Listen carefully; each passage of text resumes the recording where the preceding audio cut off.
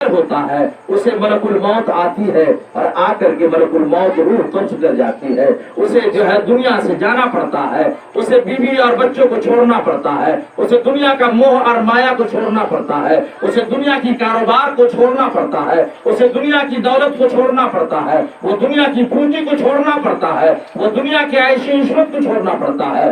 قارون سے پوچھا گیا, اے قارون یہ تجھے اتنی دولتیں جمع کیا ہے, کتنے دنوں تک کہ تم کو رہنا ہے؟ وہ بھی قارون کہتا میں تو اپنے آپ کو خدا ہوں, میں تو یہاں کا بادشاہ ہوں, میں تو یہاں کی پوری طاقت رکھتا ہوں, میں جب چاہوں گا رہوں گا. اس نے جو ہے پوری علاقے کے لوگوں کو, تمام عورتوں, تمام بچیاں, تمام بیٹیاں, تمام بہوؤں کے کان اور ناک کے سونے کو جمع کیا, علاقے میں منادی کرا دیا جس کے پاس میں سونے اور چاندی ہے وہ سب کے سب آ کر کے جو ہے بادشاہ وقت کے پاس جمع کرے. یہ سارے کے سارے لوگ جو ہے اس کا ایلچی, اس کا نوکر, اس کا چاکر, اس کا غلام وہ علاقے کا گشت کرتا رہا, ہر گھر پہ دستک دیا, ہر گھر سے سونا اور چاندی نکالا. نکالنے کے بعد میں وہ سارے کے سارے جو ہے قارون کے خزانے میں قارون کے پاس جمع کیا گیا. اور قارون کے پاس جمع کرنے کے بعد اس نے سوچا کہ میں ایک ایسا گھر بناتا ہوں, میں ایک ایسا جو ہے پے کے گھر بناتا ہوں, اس پے کے گھر میں کوئی نہیں گھس سکتا ہے, اس میں کوئی ان نہیں کر سکتا ہے, اس میں کوئی داخل نہیں ہو سکتا ہے. میں ایسا گھر بناؤں گا کہ وہاں کے باہر کی کوئی شعائیں اندر نہیں جا سکتی ہے, باہر کی کوئی ہوائیں اندر نہیں جا سکتی ہے, باہر کی کوئی چینٹی نہیں اندر جا سکتی ہے, باہر کی کوئی پرندے نہیں جا سکتے ہیں. اتنا خوبصورت محل بنایا. اور اس نے جو ہے دنیا میں جو ہے محل بنا کر کے کہا میں اسی میں ہمیشہ رہوں گا, موت ہمیں آ نہیں پائے گی, موت ہمیں چھو نہیں پائے گی, موت ہمیں آ کر کے ٹچ نہیں کر پائے گی. مگر میرے پیارے محترم, محل تیار ہو گیا, مکان تیار ہو گیا, بلڈنگ تیار ہو گئی, رہنے کا استبن تیار ہو گیا, رہنے کا گھر تیار ہو گیا, رہنے کا دولت گدا تیار ہو گیا, رہنے کا مکان تیار ہو گیا, رہنے کا بیت تیار ہو گیا, رہنے کا جو ہے اپنا جو ہے جھوپڑی تیار ہو گیا. اور جھوپڑی کو سونے اور چاندی, ہیرے اور جواہر سے بنا رہا ہے. بنانے کے بعد میں اے میرے پیارے محترم اب دیکھو کیا ہوتا ہے. دوام بنانے کے بعد میں جب اس کا جو ہے سوچا کہ اب میں اندر جاتا ہوں, اس نے جو ہے باہر سے گھوڑے پر سوار ہوتا ہے, اور گھوڑے پر سوار ہونے کے بعد اپنے گھوڑے کی سواری سے اندر جانا چاہتا ہے. گھوڑے کا 2 پیر اندر ہے اور 2 پیر باہر ہے. اللہ کے حکم سے حضرت اسرائیل علیہ السلام ملکul موت حضرت اسرائیل علیہ السلام اپنی جو ہے پوری شان بان آن کے ساتھ میں وہ قارون کے پاس پہنچا. اور پہنچنے کے بعد میں کہا کہ اے انسان ٹھہر جا, اے بادشاہ زمانہ ٹھہر جا, اے بادشاہ وقت ٹھہر جا, اے قارون ٹھہر جا. اب تھوڑی تم سے گفتگو ہے.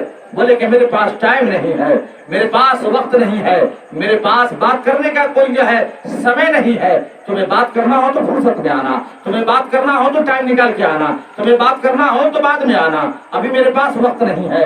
آپ نے کہا کہ تمہیں بات کرنی ہوگی, پتا ہے میں کون بول رہا ہوں, میں ملکul موت ہوں.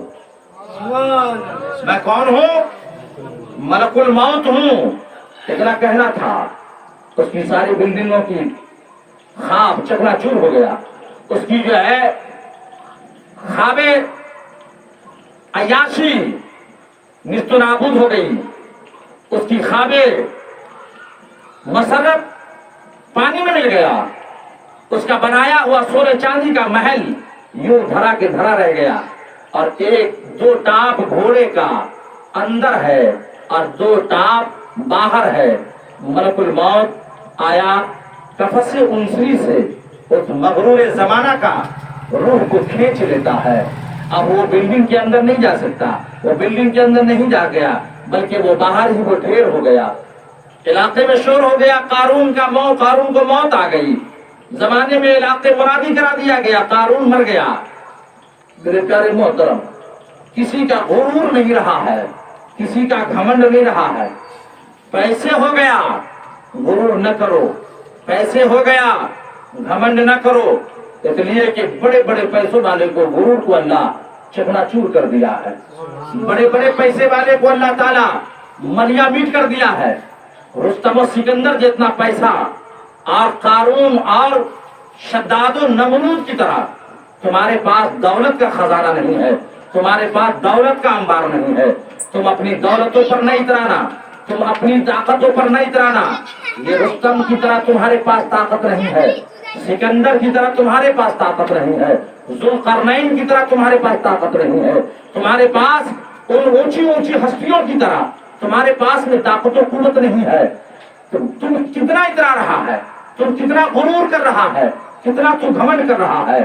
तुम जो है एक कतरा, इंसान एक कतरा है, और उस कतरे को अल्लाह तबारक व तआला इज्जत अता फरमाता है, उसे बुलंदी अता फरमाता है, उसे सर ऊंचाई अता फरमाता है, उसे उरूज और मकाम अता फरमा रहा है।